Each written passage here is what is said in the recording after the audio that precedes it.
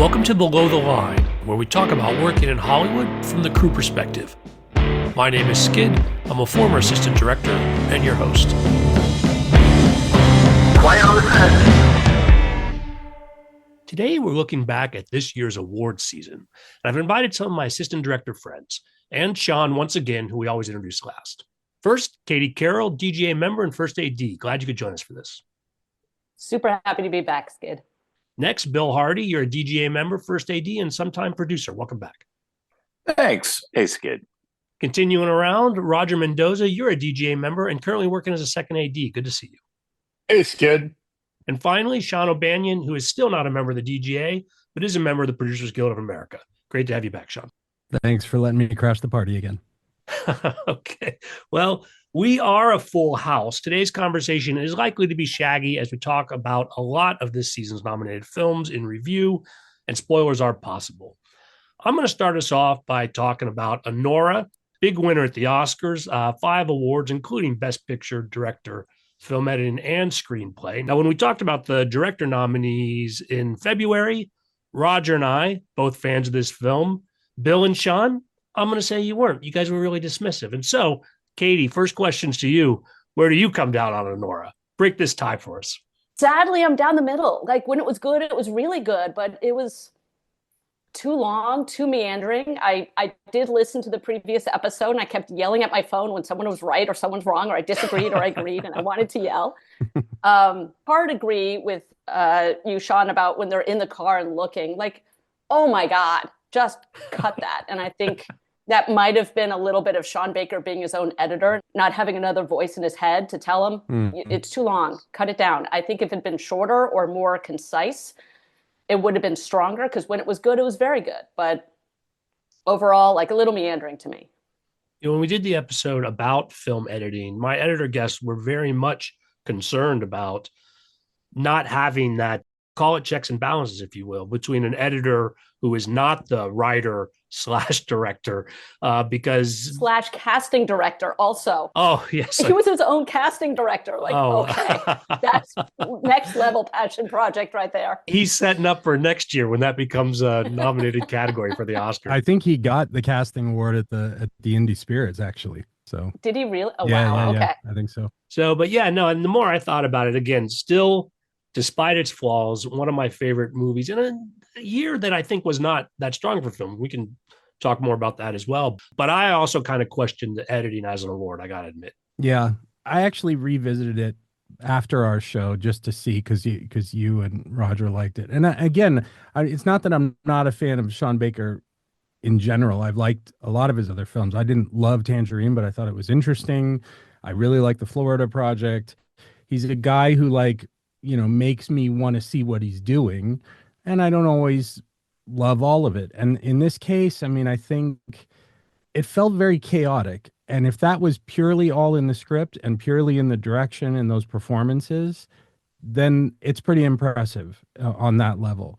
But at the same time, there was so much of it that I found myself going like, God, let's just get to where we're going. We're just like, you know, we're in that living room so long with her like struggling around, and then you're in the car and we're driving around the city, and it's like I said, I think I said in the last episode, like, for God's sakes, guys, go back to the strip club. Go to the strip club first, because that's probably where the idiot kid is, which is where he turns out to be. So when you get there and there's been like 25 minutes of driving around before that, you're like, Jesus Christ. And to be fair, Shaun, you did come down more in the middle last time. I really, if we're going to redo the vote count, Roger and I were pro. Now you and Katie are kind of in the middle, and then there's just Bill, who I'm sure has updated us on his I felt this coming, Skid. No, I did the exact same thing as Shaun after our conversation. Thought, well, I'll go back to it and I'll look at it and again and see how I feel. And then it popped up on Disney Plus, and I was like, I liked the movie. I just didn't feel the need to defend it as one of the top 5. But that is the union guy in me too. At the same time, I got to say, watching Shaun's name pop up in the credits over and over again is like, why did he win Best Picture in our guild? I don't think he's a member, but that's, you know, yes, it's a great piece of art. Isn't that the way to do it? No, I think he is a member of the DGA. He is a member, yeah, because they were union for DGA and SAG, but not for IATSE. Well, and that's a good segue because a lot of talk after the win about what went on and then whether John Baker's being accused of some union busting, as far as at least his approach to how things ought to go. When the crew did want to unionize, he was not a fan. So they say. I've heard both ways of that. There's been a lot of people who've come to his defense, and maybe, you could argue that those people just want to work on his next movie, maybe, if they're department heads or whatever. But, the show flipped, and according to IATSE, there wasn't anything unusual about it. They came down. It was like everyone sort of stepped out for 2 hours, and they were back up again, and it wasn't a thing. So I don't know. And nobody got penalized. Yeah. Just emotionally. Did he get nominated for the DGA award and then they made him a member? Or was he a DGA member before they nominated him? Because I know Barry Jenkins wasn't in DGA and became a DGA member because of the SAG award. Well, that's the kind of thing I'll look up on a sidebar so we don't sound like idiots. But but I'm sure the crew was DGA the whole time. The ADs did not. They were union from the top, as far as I know. Right. And you're not going to get DGA ADs on a DGA contract unless the director is on a DGA contract. Now, he might have deferred his pay as producer and as all of the other things so that he can make the movie.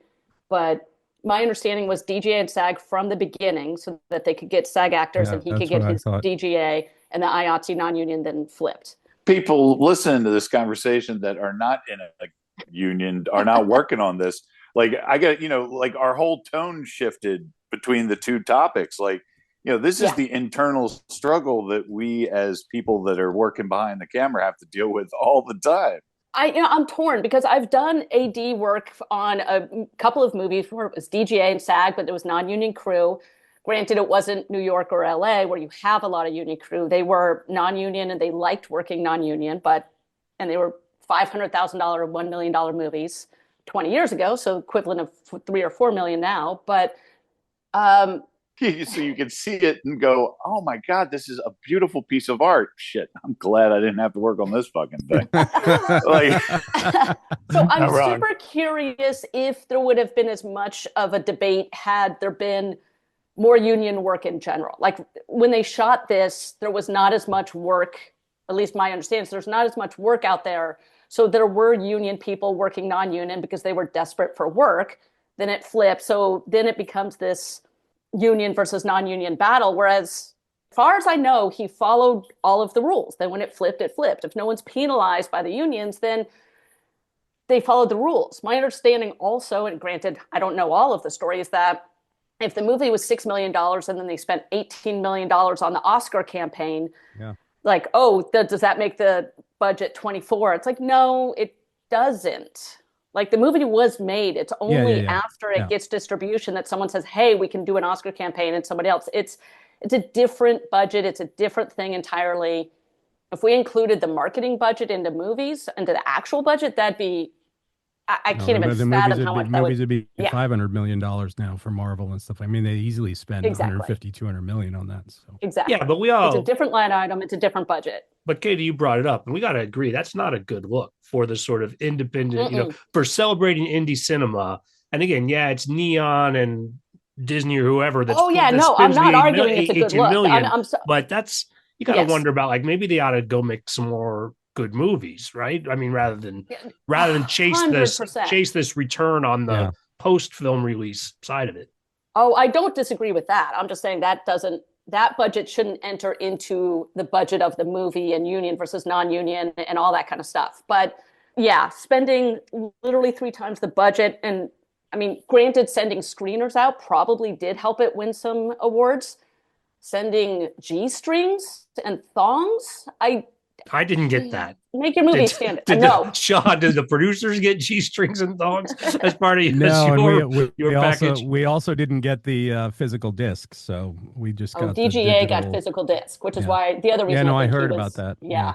Roger, our audience at home doesn't know that you're raising your hand, but with this many people, you're just going to have to jump in. I just said, I think I've been on enough. When I first became DGA eligible, I could work on anything I wanted without having to worry about repercussions. So I could work on union, non-union. And because I was in Florida, I didn't have to join, right? So at that point, I feel like I did a lot of non-DGA projects that were SAG and IATSE, Yeah. but not DGA, and they wouldn't go DGA because it was cost prohibitive. So it was easier to get the rest of the crew unionized, have the actors be union, but as far as the ADs, they wouldn't do it. I mean, Moonlight was one of those, Hmm. and I feel like maybe it does a disservice to our profession. It's just or maybe the fact that there's so much money has to be put up front for DGA that it doesn't allow the movie to move forward properly. They have all the other means to be able to make it. Yeah, I don't know that union versus non-union is bad versus good. I mean, there are plenty of non-union movies that are excellent. There are plenty of union movies that are crap. It's Yeah. there Yeah. are so many talented people on both union and non-union and who kind of spread the wealth. It's just I don't like when that part of the story becomes part of the story of the movie. Like we should discuss the movie as the movie, but it's hard in our business to not make it part of the story because that's what we hear about. In terms of the money that was spent on marketing, though, that actually does segue into the next film I want to talk about, is because I think as much as I liked Anora, a lot of its wins came at the expense of what was actually my favorite movie this year, and that was Dune Part Two, which I think is hands down as far as what's competing for Best Picture. And quite frankly, that we didn't nominate Denis Villeneuve, and I know I said this on the last podcast as well, but those are both areas where I think Dune Part Two definitely should have beat Anora. And I wonder to what degree, but again, you can't say that they suffer a lack of marketing funding when it's Warner Brothers. I get it. But for whatever reason, Dune Part Two did not get awards that I thought it should have won. I mean, it won sound and it won visual effects, but I really think directing and Best Picture, it should have been more competitive. But if you go back to like look at New Line with Lord of the Rings, right?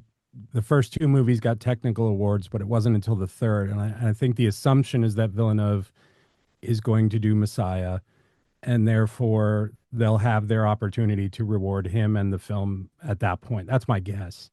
Personally, I like that book better then, so I'm really excited about that part of it too. I just started rewatching too, right? I got myself on the sofa ready for the podcast. I'm like, I just want to hear the at the very beginning. And I was like, well, it did win for sound, didn't it? And then there's the reveal on all the Harkonnens, which was all visual effects too. I was like, okay, there, I'm yes, totally deserving of those two, and I just stopped watching it. As much as I loved the first movie and the second movie both, I was very happy to move on to Conclave as my Best Picture. Feel like I'm listening to you talk about it, Skid. I can't believe I wasn't there with you, and I think it's because I'm still stuck on as you've brought up before, part one and part two. It's the same story to me because I'm a fan of the book, so I can't separate it that way anyway. Thank you. Sorry. I know we'll talk about it later. But it's very interesting to say, like Shaun says, oh no, it's a part two of three, which it's not, right? It is a part two of two. And then part three, quote unquote, will be another book, presumably, it's another story continuation. And I would almost say that Dune Part Two not being recognized undercuts some of the argument, Katie, you made last year about you weren't going to vote for Part One on anything because you thought, well, let's wait to see what the whole story wraps out. And I thought these feel like separate things, and I still feel like these are and should have been recognized as separate movies. But yes, okay, that's again, I want to hear what you think about our Dune controversy. Again, it goes back to marketing department. They screwed up. They should have released this movie in October because it didn't get enough discussion because it was excellent. And it did. I see part two is almost like Star Wars. George Lucas had the story in his head, but all three movies in each of the three trilogies are different groups of the same overall story. So the third movie is a different movie of the same overall universe of sorts, but he stuck the landing. This movie was excellent, and I think if it had been released in October instead of March, it would have or even re-released. Put it back in the theater on like IMAX and say, Max, back for this. And people, I think it would have won, or at least it would have been nominated for a lot more. I think they screwed up on that because Yeah, they did stick the landing. It was there. There was a solid storyline there. Absolutely. And it was so well done. part one got released like the second week of December, didn't it? Yeah, it was right after the strikes finished because they were going to release it, I want to say August, but Timothy Chalamet, all of the actors, they couldn't do publicity because of the strikes. So then they released it right when the strikes were over so that everyone could just hit it hard. And everyone was excited that a new movie was suddenly out. It was exciting. And then they released this in March, like in March of like the following year. So 4 months later, it's like, that's great. And that kind of lends to my argument of it's two sides of the same movie. But even if it were September, November, that in my mind was a huge mistake. Yeah, I have to agree. Mm-hmm. Oh, before I forget, I did look it up. Sean Baker has been a member of the DGA since 2010. So he's got a couple of years under his belt. He's been paying his union dues. Although again, I didn't check the bank records on that. I'm not for sure whether he's got an He exception. might just be paying the $50 minimum. Yeah, right. Who knows? But He's on honorary withdrawal, but whatever. By core to those core. Let's talk about Dune and let's compare it to what they've done very aggressively with Wicked, which is a little bit of a bait and switch to be sitting in the theater to find out that we're talking about part one. I saw a pre-screening of that one. The movie itself, though, Roger, if I remember correctly, you thought it might have been a good nominee for Best Director and Best Picture, right? When we talked about it before, it won costume design, it won production design, but not a lot of other recognition. Thoughts about both Wicked, what we got, and then how it fits into this idea of parts one and parts two. Well, it's fascinating. I heard a story that Kevin Smith told on his podcast. So this secondhand story, but apparently like 20 years ago when Wicked first came out on stage, he was talking to Mark Platt, who's the producer. And Kevin's like, oh, Wicked's huge. You should capitalize it. You should make a movie. And Mark Platt said, no, no, no.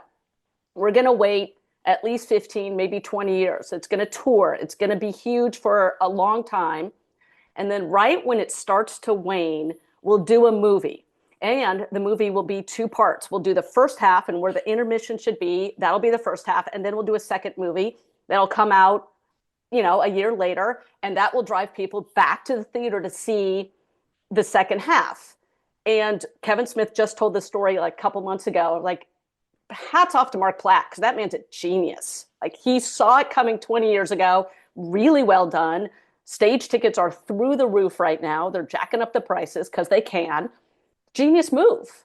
Regardless of what you think of the movie, genius move marketing-wise. I'm super impressed with that. But yes, 100%. Part one of a movie, and it should not get, like, okay, you can be nominated. It should not win. Standing off my soapbox now. I'm pretty sure he was the only solo producer this year of all the nominated films. Pretty impressive. It is.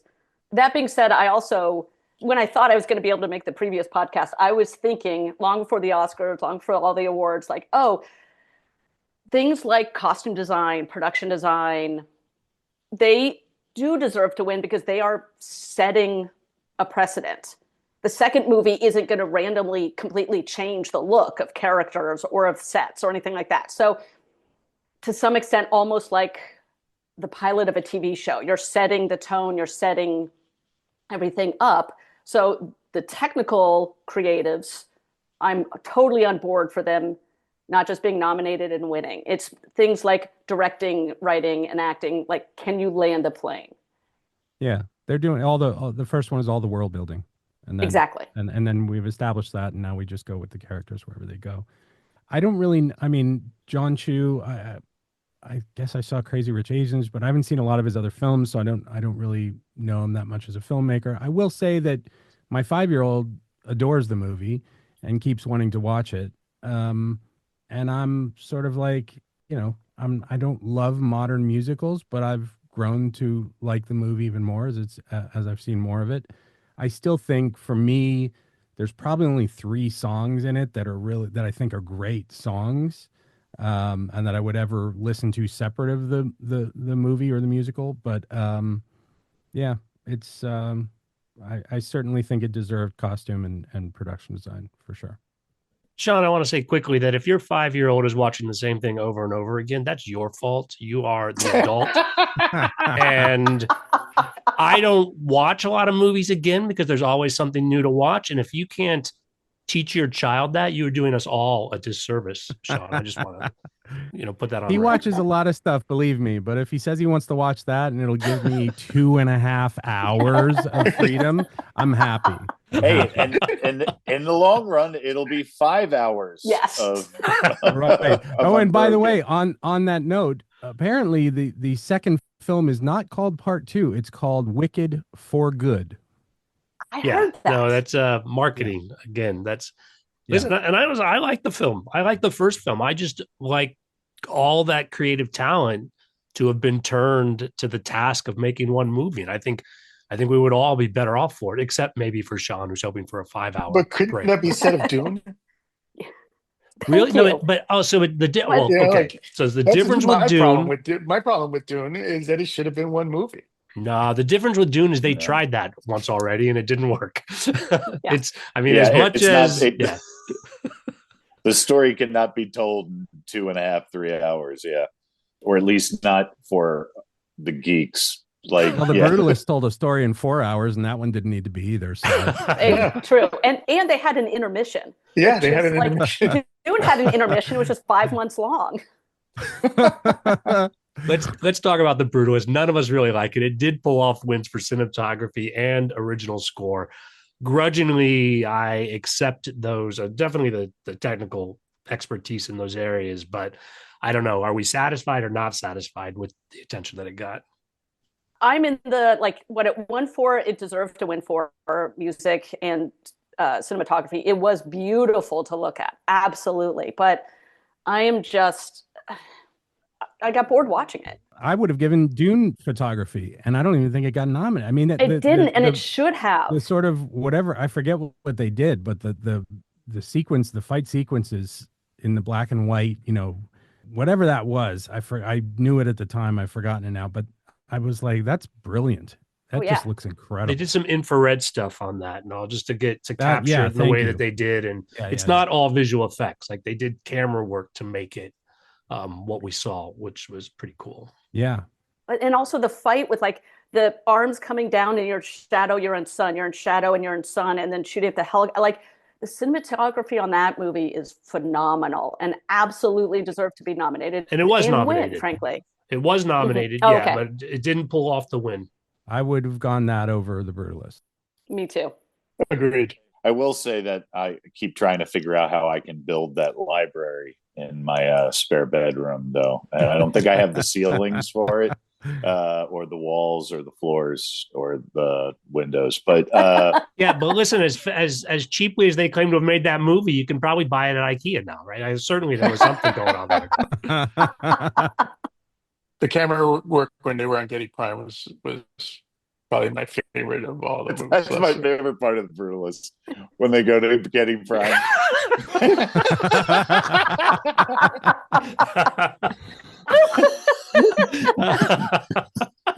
I can really see a mashup of these two stories. Yeah, that would have worked. Shocking.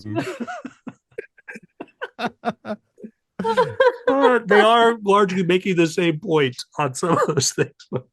I can totally see Rabin. The Harkonnens and American capitalism. I see the parallels, right? That's a pretty close mirror. Rabin would definitely be in control of the ivory, the quarry where they get the ivory out. Yeah, there you go. Yes. Ivory, Quarry full of whatever it is. Whatever, all that. The marble quarry. The marble. Oh my god.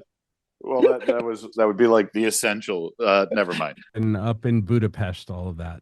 Oh, this giant elephant burial grounds.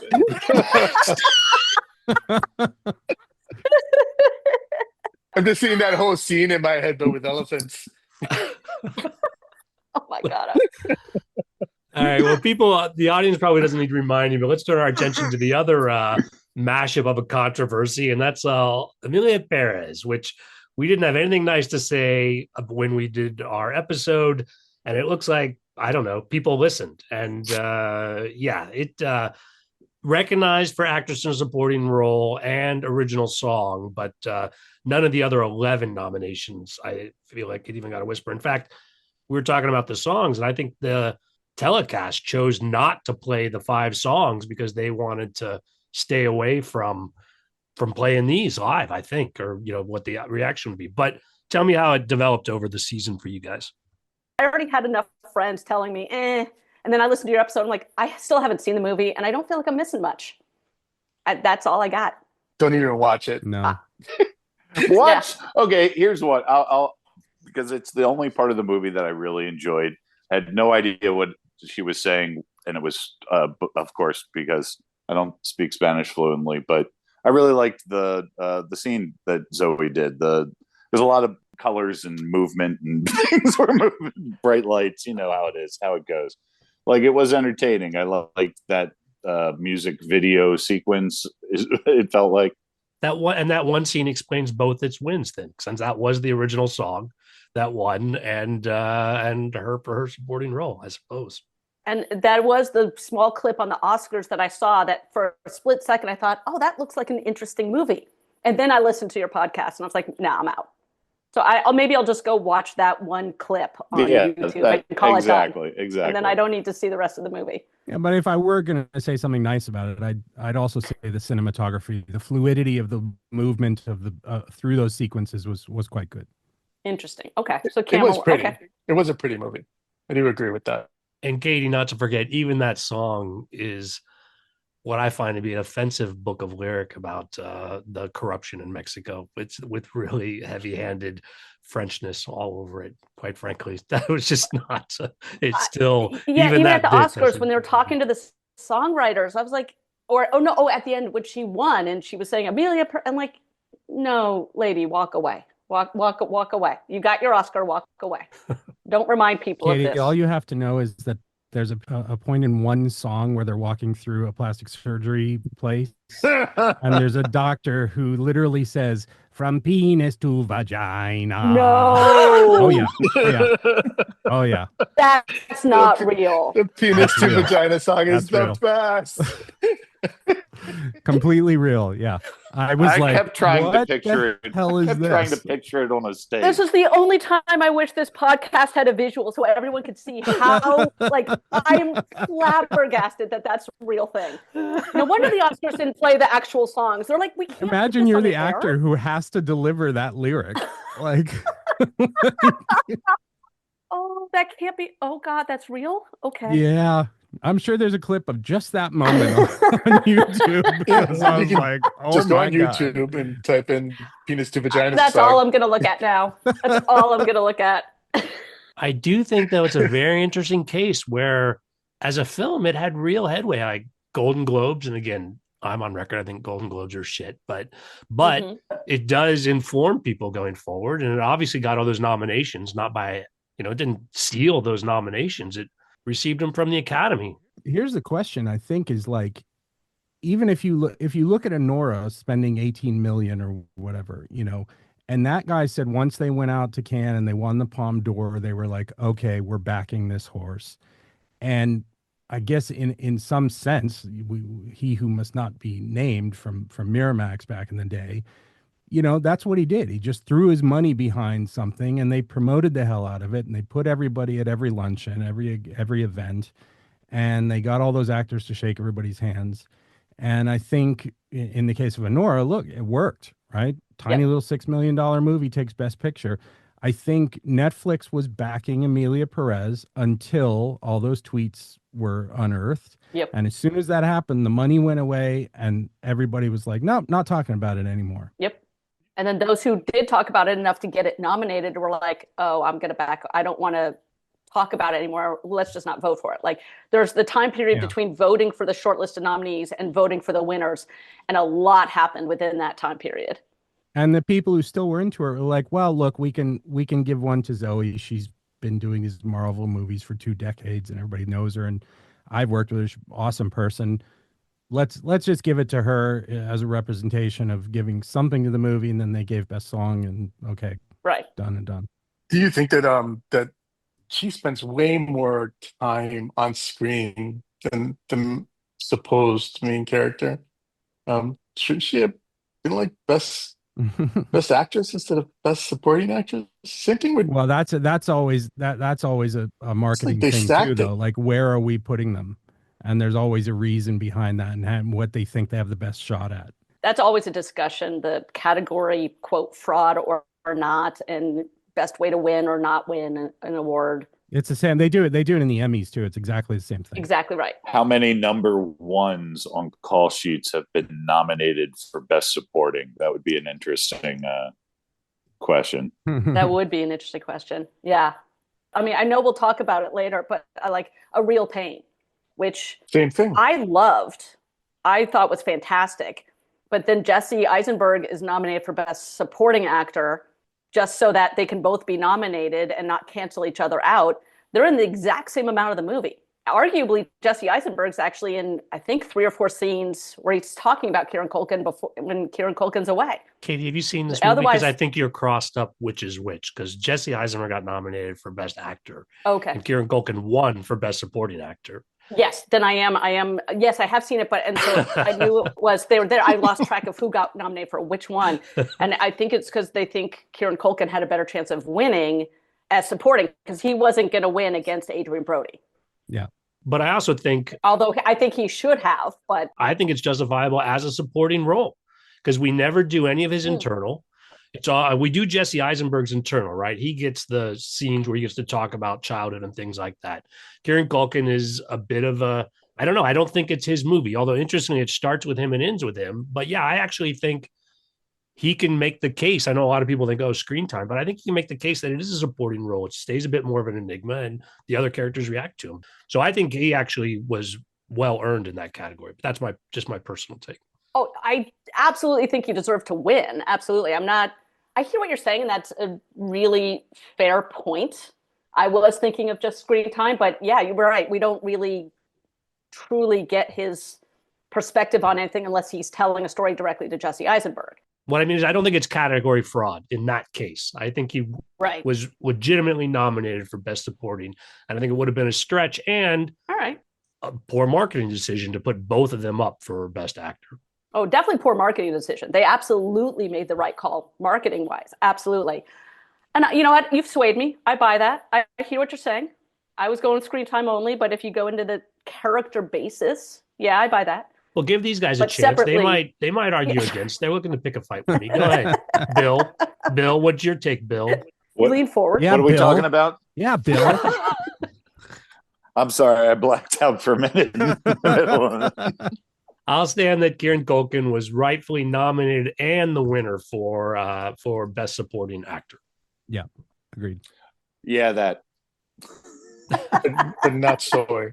I don't agree with that. I think she should have been in Best Actress category. It was her film. Yeah, and on I that, still haven't seen it, so I can't comment. But Zoe, yes, yeah. If she's number one, yeah. do you think she would have beat Mikey Madison for Anora if she'd been in that category? That's interesting. I don't probably know. think she would have broke the race, and they would have given it to Demi. Probably. I was worried if Zoe and Demi were there that they would have canceled each other out for Mikey to win, but clearly that wasn't a thing. That's interesting. I don't know. Not something we usually discuss on the acting side, but many people, myself included, were surprised that Demi Moore didn't take that award home. I really thought she'd win it too. The Academy likes to anoint a new star, so that was always a possibility. She's technically not new. No. I mean, I was like, when I looked her up, I was like, oh, that's the crazy girl that DiCaprio blowtorches in Once Upon a Time in Hollywood. Like, it took me, I was like, I know her from somewhere. And then I put that together. I know her because I watched like all 4 seasons of Better Things, which is a phenomenal TV show. Yes. And she was great on that show. Yeah. So part of me was like, I literally in my head hear the California accent. So that's one thing where I thought she did phenomenal is like, I totally bought her as this New York blue collar person I didn't see any of the Better Things character. I'm like, okay, quality actor. Yeah, totally agree with you on that one. Because that's what I expect. I had trouble imagining the movie because that's how I saw her. So, yeah. Let's talk about Nickel Boys a little bit because it didn't win any Oscars, nominated for Best Picture, But Ramel Ross did win from the DGA for first time directing. And so curious what you thought about Nickel Boys, because again, we didn't dive very deep into it, and whether it was a directing achievement, or I don't know, whether you thought it should have gotten more attention at the Oscars. I'm surprised it didn't get more attention. I thought it deserved more. And I was pretty positive it was going to pull off the first time director once I saw it was in that category. It's definitely an experience. Like, I think the style of directing is going to scare off most people on that movie for sure. But I really enjoyed it. It's, it's hard to make eye contact with the actor through the entire movie, with the actor delivering lines, I guess you should say. But once you get over it, it's, I thought it was thrilling to be actually, it's the best way to be standing in the shoes of the character, literally. I'll be honest, I haven't seen it yet. It was so high on my list, but it's not really in theaters near me at the moment. So I didn't get a chance to see it, but the moment it's on whatever streaming channel it'll end up on, can't wait to see it. I agree with Bill. There's so, like, you can't really think of movies that do that where the actor is looking at you, making you a part of the thing that's happening. I mean, obviously, the first one that comes to mind is Silence of the Lambs. So much is right down the barrel. And then in the summation scene in JFK, he goes through the whole thing, and at the very end, he looks right in the lens and says, "It's up to you." But to do a whole movie where you're in like this first person thing and you're now complicit in what's happening, or an observer to what's happening in such a more direct way, it was I can see why he won the DGA, or at least got nominated. No, it won first time theatrical. And Okay. worth noting, I looked up the list, the only one of those 5 films that had a DGA crew, because his whole directorial team is listed on that. Well, I guess maybe that's why he won, because we gave it to all of them. And in fact, there was talk, like on the Facebook pages and such, about which films were filmed with DGA crews and which ones weren't, whether people were voting that direction or not. But I think in watching the film, I think the gimmick of it was interesting and then distracting, and then ties into the story in a way that I think is super effective, and then distract. So again, I think it was kind of seesaw for me on whether or not that was a truly remarkable achievement. I mean, again, best directing or even the best picture categories, I don't know that it would have competed with some of the other stuff on the list, but I also thought it was really good and can't wait to see what he's going to do next.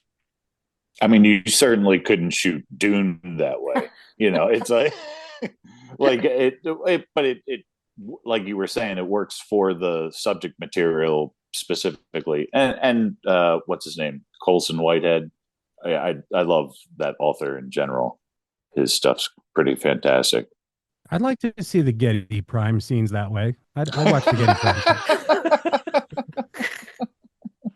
Do you think they just get shared directing credit then? Denis and Ramel, like they're both just taking turns on how it comes together for Dune and which character we're with? Or are we with the worm the whole time? Are we always the worm? No, I think we're the worm. We're the audience is the worm. Yeah, exactly. We're the worm is always through our point of view. Nothing but dirt, except for occasionally bits of sunlight. Like it's like those scenes from Tremors, when it's going through the. Hey, let's talk about Snubs. I didn't see that one. I will agree with Shaun. Challengers, I thought was excellent.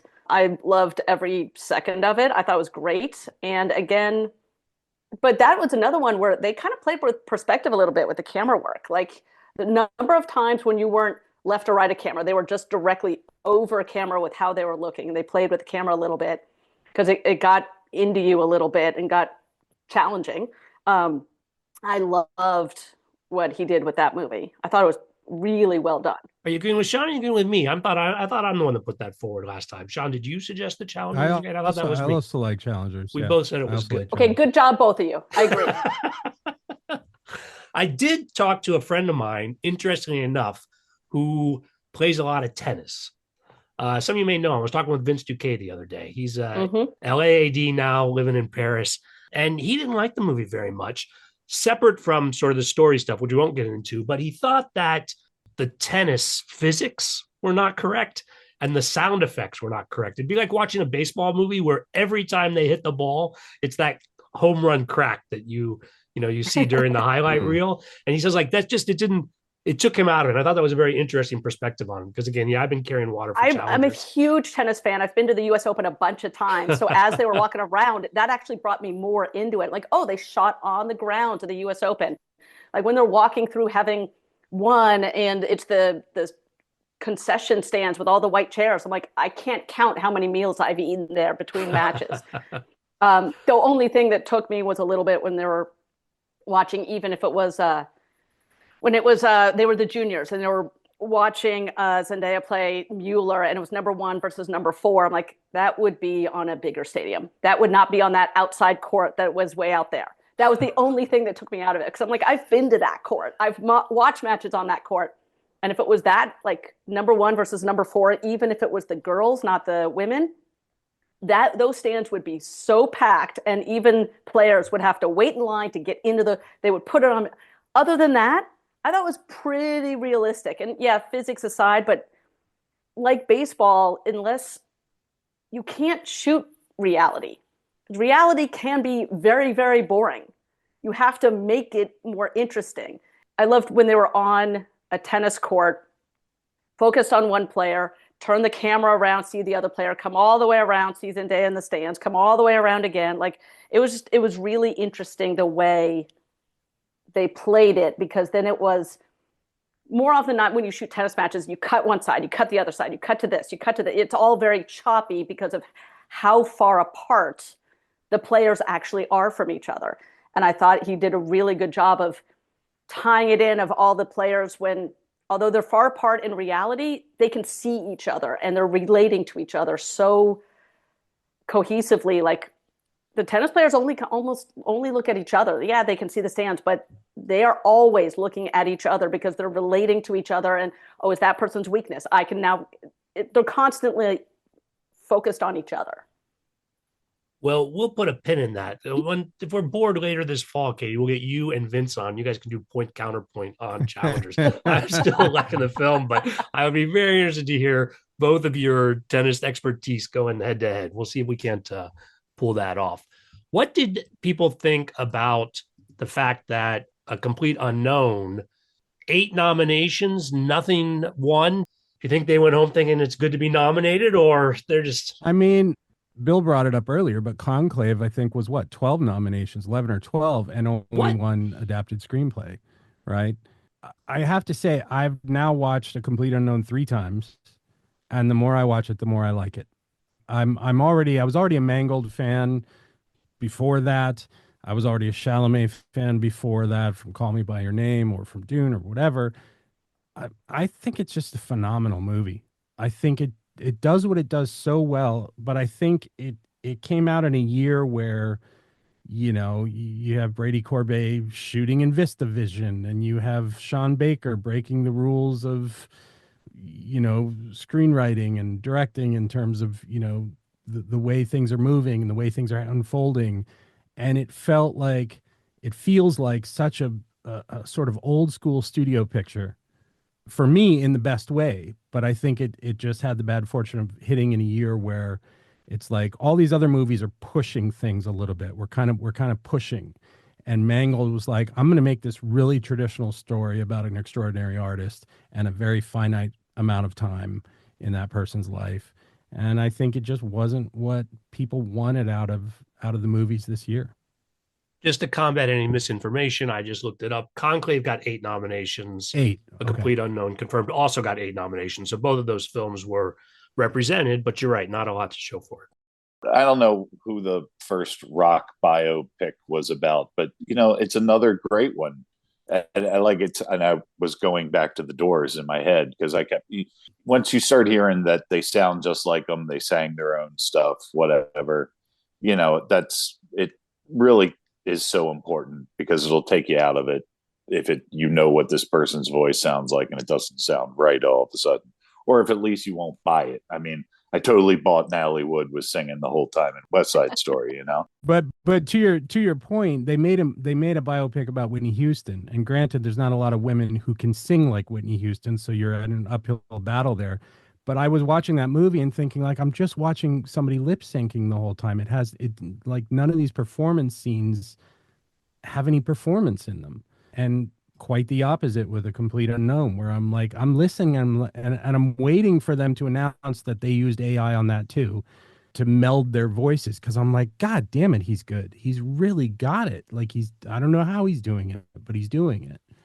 I love when I watch a movie and I forget that I'm watching a movie. Mm. I'm not thinking about how they set up the extras or what it took to get all that put together. I'm not thinking about anything that we do when we're at work.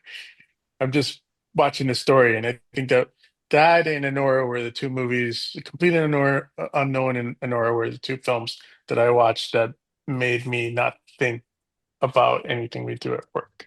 I was just engrossed in the story and in the pictures. You know, I was just the art, just the composition, I feel like A Complete Unknown was my favorite for Best Picture, but Yeah. And then at the same time, I really loved Conclave, and I keep going back to, I don't know, this is an audio presentation, so show of hands. How many of us were raised Catholic? Anybody else? Two of us. So like, it's a huge part of Conclave. Like, obviously it's about the Pope. I mean, but I found myself completely brought into it that way. Is he a figure in Catholic mythology of some sort, Bill? Is that this Pope? Does that have something to do with that? And let me so be much specific: dogma. a recovering Catholic, a recovering Catholic. But I'm able to watch the movie and still like, and of course the Pope was sick too. Like, there's that you got everybody. I was like, hey mom, you want to see this because you're worried about the Pope dying. But I was completely sucked into that movie on so many different levels, arguing for women's rights when there's, like I said before, there's two female speaking parts in the whole movie. And I'm thinking about it from the woman's perspective too, or trying to, because it's so important in that particular story. I know it seems so ridiculous with all these guys and the dresses going around, but I don't know whether is Conclave a Catholic movie? That's my question to the panel. Yes. Like, do you have to be, or to be more specific, do you have to be Catholic to appreciate it? Or? No, I'm going to say, arguably, I loved it. I really did love it. I read recently, and I was like, it hadn't occurred to me, like, no one truly knows what happens inside a conclave because no one's actually spoken up about it. So it's 100% conjecture, completely believable, but it's like Schrodinger's cat. Maybe it's completely different. Who knows? Yeah, a good friend of mine was asked the question about, do you think that they actually shot at the Vatican? I was like, no, I don't think they actually shot. They did guerrilla filming. They snuck in. But I looked at the cathedral and just filmed a couple of quick scenes. Some other. Hey, Sean Baker shot at Disney World, okay, at the end of Florida Project. Cut the camera in, okay? If you can get into Disney, you can get into the damn Vatican. The Swiss Guard wouldn't have anything to say about it. But they pulled it off, was my point, though. Yes. They just shot it in another Italian castle somewhere in the north of it, northern Italy. The company I currently work for, if you want to see some interesting invisible visual effects, look up the VFX breakdown for Conclave. It is pretty impressive what they did. Oh, interesting. Okay. And all of it is invisible, and you'd never know it, but then you'll see it and go like, wow, I would never have thought that. I did see the main conference with the green screen or blue screen, whatever it was, and was like, oh shit, that's how they did that. Makes sense. Okay, yeah, all those frescoes and stuff on the wall. Yeah. But yeah, Edward Berger sort of came out of nowhere with All Quiet on the Western Front. So you were kind of like, well, this guy's kind of a force to be reckoned with. And so when it was announced that he was going to direct this adaptation, it was like, well, that's cool. That'll be interesting. So to answer your question, yeah, again, I don't know much about Catholicism, but I found it incredibly compelling watching that happen. And also seeing the way, to Katie's point, is the way, and whether this would be a factor or not, that things outside filter in one way or another, either through sound or, somebody gets a whisper of something, or some guy comes to the door at 3:00 in the morning. I thought that was really interesting too. Like what do they allow to influence them? What are the politics involved in that? And this sort of, spoilers, Rafe finds sort of protestation that he doesn't want it. He has no interest in it. He wants no one to put his name anywhere, until he has that later conversation with Tucci. But yeah, I found all of that really interesting. I was surprised it didn't sort of stay at the top of that wave in terms of acknowledgement. I mean, it's so well done, but it's also so just classic Hollywood. It's excellent actors. It's very understated. Very understated, but there's nothing new and different about it like there was with Emilia Perez, for better or for worse, Anora, Dune. Like it's so, like, it could have, other than the scenes with the smartphones, it could have been shot in like 1989. Yeah, the smartphones are the vape pens. Right. Yes. The vape pen was very, very 90s with a cigarette evil. Yes. But supposedly that actor, that Italian actor, really was like standing over somewhere vaping, and Edward Berger was like, do it in the shot. Perfect. I don't remember if it was on our episode or another where we're talking about it, but Bill, to your question earlier, I actually think the film is anti-Catholic. Like, I think the film, I mean, that's, you don't have to be Catholic to understand. I think the film is making a point. I mean, it's not a screed, but I think the film is very deliberately, everyone who falls is like representative of one of the sins of the Catholic Church, right? I mean, that's the, right. And then like that I've made that argument. That did we talk about that here, or was that on with another group of friends? I couldn't remember if I said it. Because I've made this argument multiple times. I did say it. It was the turtles at the end. There's the church is moving at a turtle's pace, represent in the symbolism there, and the CG turtles. Sorry. Really? Yeah. The turtles weren't there. But isn't it being anti-Catholic the most Catholic thing ever? Right, exactly. Like, and that's why I say, I'm a recovering Catholic. I'm not Catholic now. I was raised Catholic though, so whatever. Katie, what was your one you were going to say? You said there was. I was going to say the other snub that I thought was September 5. Oh, yes. September. Yeah, that was one of my well 5 done. nominations. I haven't seen that, so no spoilers I on haven't that seen one it for me. yet. It's so good. it really And it's is. only an hour and a half, but it's so tense. And it's so hard to make a movie about a real life tense moment and still have it. Like, I know how it turns out. I know what happens. And I was still gripping the arms of my chair, like glued to the screen, because you only see it from the perspective of the newsroom. It's a very small set. Yeah. But because you only see it from there, and so when they're blacked out of information, you're blacked out of information. And I think that's so well done. And I truly think it was snubbed because it's so good. It was really, really good, and should have been bigger at the box office, and more award nominations. Yeah, Skarsgård was great. Yeah, he was. Great. And I really like that actor, John Magaro. Yes. Who's the main guy in that He's room. the lead, frankly. Yeah. And he had been in Past Lives the year before, a Celine Song's movie. And I mean, I've seen him in things for years, I feel like, but he's always very good. And then Ben Chaplin too, who I had to look up because I'm like, well, I know this guy. Who's this guy? And I look him up, and I'm like, oh my God, that's Ben Chaplin. Well, he looks very different, But yeah, you're right. It was an excellent movie. And then just even a little bit of the built-in misogyny of the time, but they do it in just a throwaway way of the German woman who is the only one who understands what's happening, so don't send her for coffee. So, like, just little mini turns that aren't the focus of the movie, but let's think about it in 1972. Yeah. Yeah, worth seeing, kid. Definitely. And it's only an hour and a half. I was going to say that I can sell that one at home for sure. Well, and the other one, it wasn't snub per se, because it technically won, but the other one I loved was Flow, the animated movie. That was beautiful. What do you mean technically won? It won Best Animated. Do you want to give it Best Foreign as well? Over I'm Still Here, which, by the way, I did just see last week and is an amazing film. It's on my list. I haven't seen it. Luckily, not timely at all. Not at all timely about a police state in Brazil and the horrible atrocities. Right. I mean, again, that's it's a whole other conversation about because it's now that's retitled instead of foreign language, it's international movie because arguably there is no language in flow, so it could arguably it could completely fit into a not inter. That's it blows my mind. There's like too many options. It was just a brilliant movie. So you're just carrying water. So you wanted to win international. You wanted to win best. No, I just wanted to be visual effects. acknowledged and get She's bigger just than. saying that Yeah. because her cat's in the room, guys. You've seen him on the camera like 6 times. Do you guys feel that there will ever be a chance for an animated movie to win Best Picture? Once they created Best Animated Movie, no. Beauty and the Beast and Toy Story were the Yeah. closest. Yeah. And then they created the Best Animated Movie category. So once that happens, I don't think it'll ever truly cross over. I mean, Parasite. Yeah.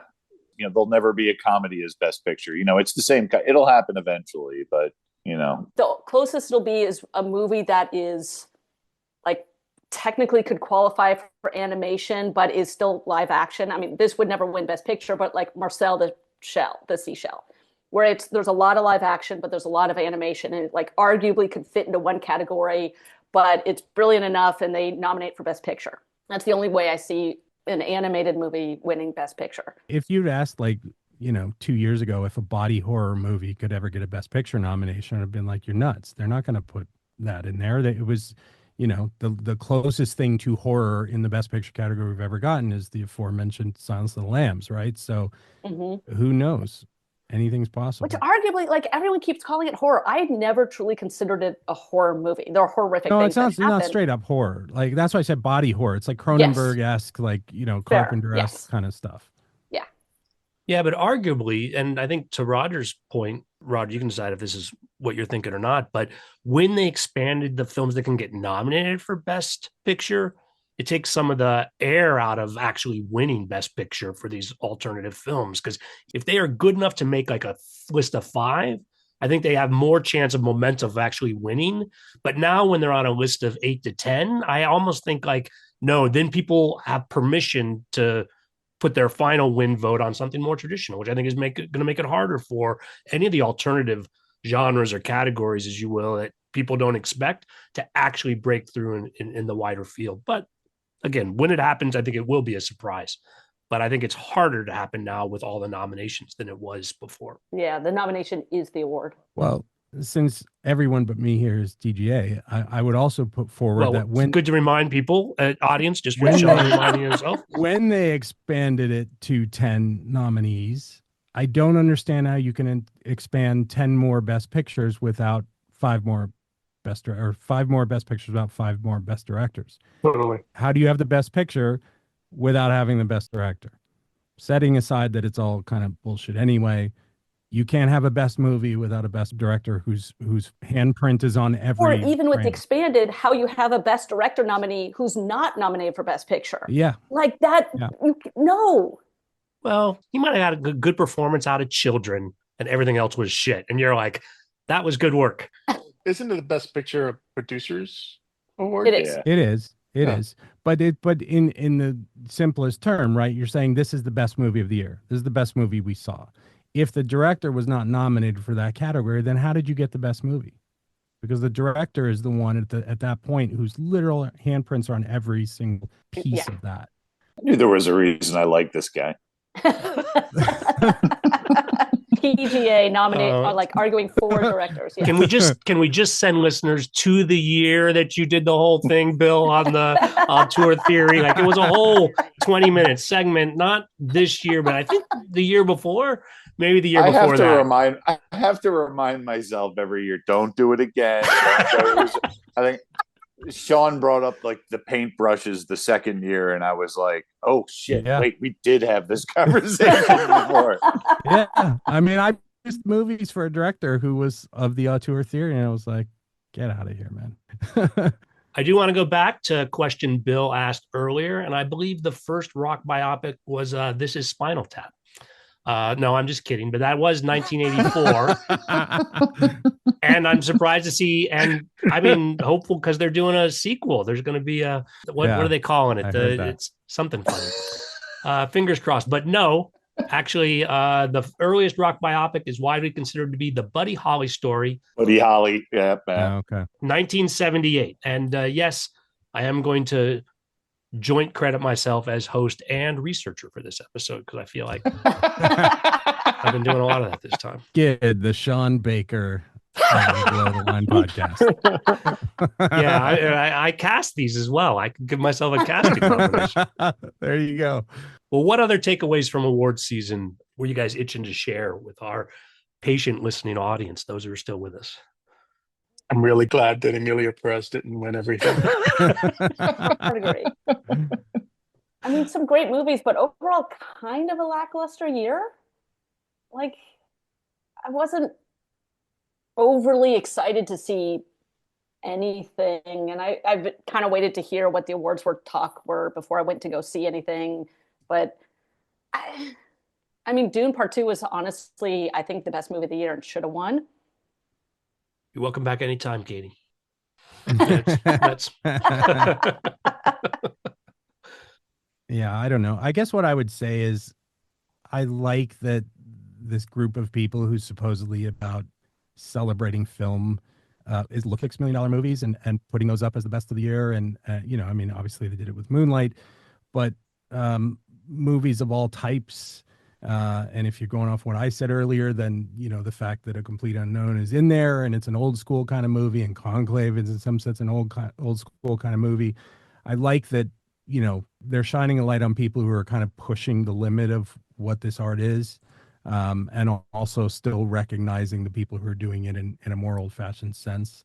I don't know what it means for the future of the Oscars in terms of, I guess viewership was down again. I'll say I really liked Conan. I'm glad they invited him back. I loved his monologue. I loved his little, dig at Wicked about, I love Wizard of Oz, but what about all these side characters and what was their life like in college? Like, I thought that was pretty great. And he did say he's only going to do it next year to hear the end of Adrian Brody's speech.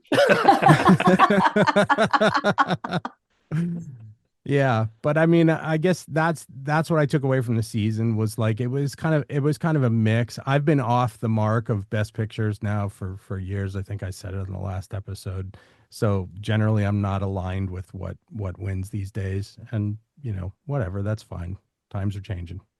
Anybody want to go out on a limb and say what's coming down the pipe? What they think we'll be talking about next year? I can only, as a diehard fan of Alex Garland that voted for Civil War this year, I'm hearing, what is it, Warfare? Warfare, could be really cool next year. All right. Well, we'll mark that down as Bill votes. The rest of us will keep our powder dry. Audience, no spoilers there. You'll be as surprised as us. But all you guys, thanks for coming on. This was a lot of fun. Thanks, kid. Thanks, kid. Thanks. So much better when Katie's here. Thanks. All right. Well, let's hope that Katie can join us again. Every time I can, I will. The rest of us aren't wasting our time. Listeners, I always appreciate your feedback. You'll find my contact info at our website, belowtheline1word.biz. That's B-I-Z. You'll also find past episodes and links to all our social media, so please check it out. My closing credits, thanks to Curtis Five for our music, John Wan for our logo, and to all of our listeners, I appreciate you. The Below the Line logo is available on t-shirts, mugs, and stickers at redbubble.com. I'm continuing our fan recognition promotion. If you send me a picture of yourself in a Below the Line t-shirt, I'll thank you by name on the podcast. Other ways you can help the show: first, give us a positive rating wherever you get your podcasts. Second, share a positive review with your friends, because that's how new listeners find the show. All of that aside, whatever your engagement, the fact that you're still listening means a lot to me. Thanks again from Below the Line. All right, guys, like I said, 2 weeks. You know the drill. 2 weeks. Thanks, everybody. 2 weeks, just like Total Recall. All right, guys. Stay out of trouble. Nice seeing everybody. All right. Bye, guys. Bye, guys.